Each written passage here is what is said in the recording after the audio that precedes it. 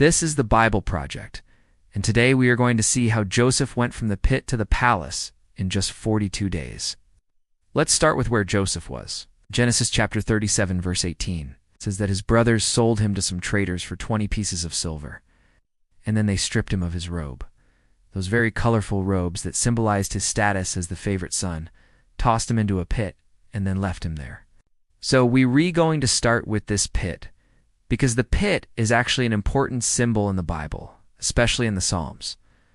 In Genesis 41, Pharaoh has two dreams that no one can interpret, and so he calls for Joseph, who interprets them. First, you have the royal palace where Pharaoh lives, and then right next door, there's another palace where Joseph will live. It's called the House of Potiphar. Now, for the sake of time, I'm going to skip over a section of the narrative that talks about Joseph being falsely accused by Potiphar's wife and thrown into prison. It seems like he was just there for a few minutes before he met with Pharaoh. So let's finish with what all of this means for us. First, notice that sometimes our pits can be very real. When we think about the pit, we think about something imaginary, something that we made up. But many times the pit is very real. There are people in the pit. Some of you watching right now are in the pit. Your situation may seem impossible. It may seem hopeless. You may feel like no one cares about you. You may feel like you've been completely forgotten. You may feel like your prayers aren't being answered. Please don't lose hope. Don't forget that God is in control. God is sovereign. God is good. He will never leave you nor forsake you.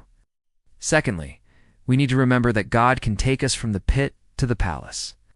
Yes, there will be times when we go through hard things, when we go through valleys, when we experience suffering. But we can trust that God is with us through it all. He is working in us, working for us, and He will never leave us or forsake us. We will come out of the pit, and we will enter the palace. But thirdly, we need to remember that most of the action in Joseph's life didn't happen in the pit.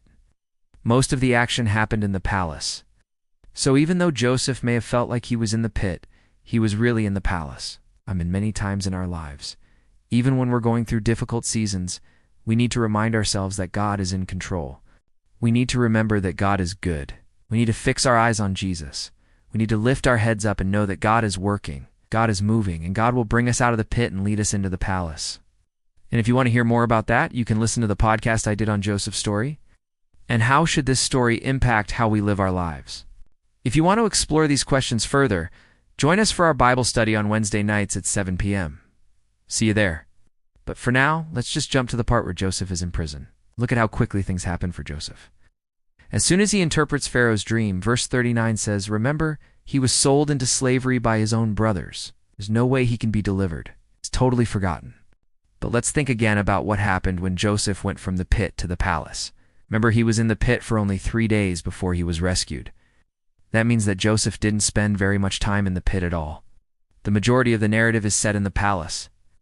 So when we're tempted to think that Joseph is stuck in this prison, that he's not going to get out, remember that the majority of this story takes place outside the prison walls.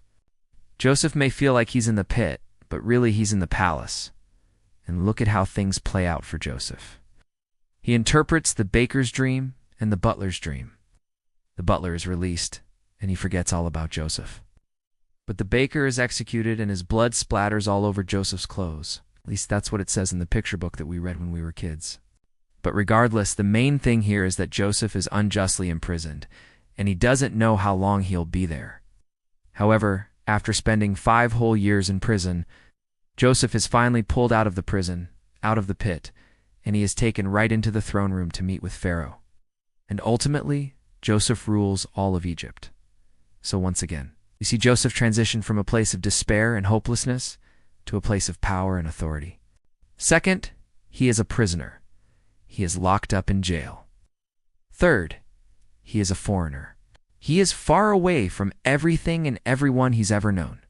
And fourth, he is a dreamer. Throughout this narrative, we see Joseph having these dreams, interpreting dreams, and prophesying future events.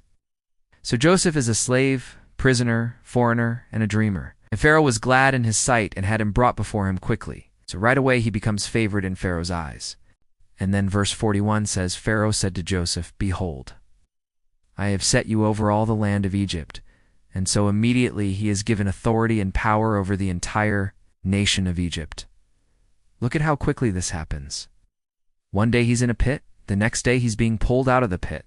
2 days later, he's in the palace as the second in command to Pharaoh. When the psalmist speaks about being in the pit, he doesn't mean like a literal physical pit, but rather he means being in a place of deep despair or trouble. So when Joseph wakes up and realizes that he is alone and that his brothers have left him in the pit, he thinks, am I in a pit? Or really, am I in the pit? Because what he had been through up to this point was pretty painful. His father, Jacob, doted on him and showed favoritism towards him. And so his 11 brothers were jealous of him. They hated him. They conspired to get rid of him. And so, when he wakes up in the pit, he knows that he is in desperate trouble. But what happens next? Well, in Genesis 37 and 38, the narrative kind of shifts its focus away from Joseph, and we learn about Judah and Tamar, and we learn about Onan and Shechem. But notice that the whole time Joseph is still in the pit, he's still down there. In fact, it's 3 days before anyone comes back to check on him. When they come back, they find this pit dry and empty. It looks like Joseph isn't there anymore, so they pull up Joseph out of the pit, and they take him up out of the hole. They pull up out of the pit, out of the despair, out of the trouble that he was in. And now, let's move on to where Joseph is. So at this point, the narrative shifts from the pit to the palace. So now, let's talk about the setting. Where exactly is Joseph in the palace? Well, the palace is divided into 2 sections. So now we need to understand who Joseph is. Let me give you 4 characteristics of Joseph. First, he is a slave.